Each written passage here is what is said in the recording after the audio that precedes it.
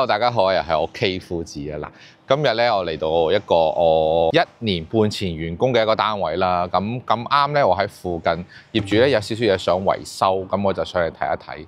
我自己就非常之中意呢個屋苑嘅，因為咧真係好舒服啊！咁望一望周邊嘅環境啦，真係非常之正啊！而家好啦，我哋準備上去啦。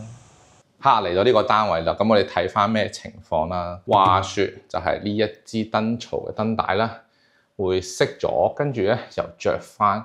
咁我哋上到嚟咧就睇翻個情況啦，睇下咩情況啊？咁我哋睇下處唔處理到啦。咁我斷估都係呢度嘅問題嚟㗎啦，因為呢個駁口啊，可能我哋做嗰陣時咧就太相信呢個夾啦，咁應該就當着咗燈呢個位咧就熱咗。